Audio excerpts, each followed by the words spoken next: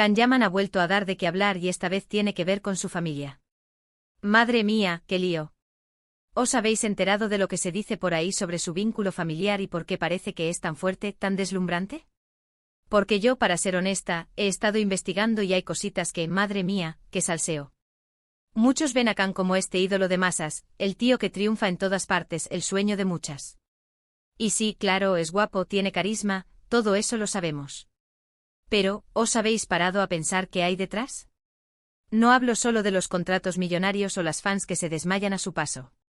Hablo de algo mucho más íntimo. Lo que yo creo que está pasando es que su familia es su verdadero ancla. No es que lo digan en todas las entrevistas, pero si miras las fotos, si sigues un poco las pistas, te das cuenta de que ahí hay un pilar fundamental.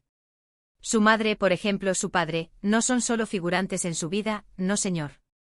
Son parte activa de su éxito, de su estabilidad. Y no me refiero a que le lleven las maletas, Me refiero a esa influencia que tienen en las decisiones importantes. Pensadlo bien. En el mundo de la fama, donde todo es tan efímero, tan volátil, tener gente que te conoce desde siempre, que te ha visto crecer, que te quiere incondicionalmente, eso vale oro.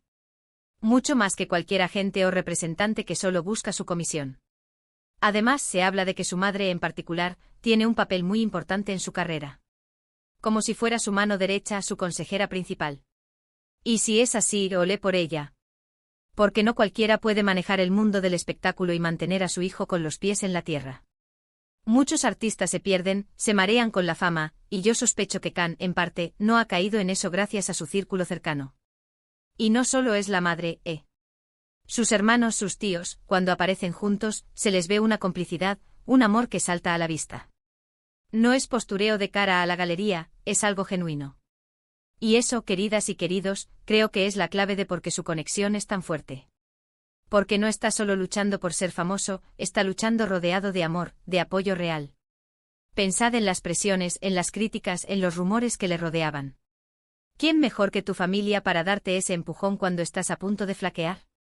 ¿Quién mejor para recordarte quién eres realmente cuando el mundo entero te intenta definir de otra manera?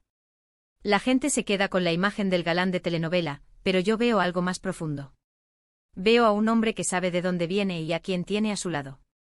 Y eso, sinceramente, es algo que admiro un montón. Porque en esta vida, al final, lo que queda son las personas que te quieren de verdad.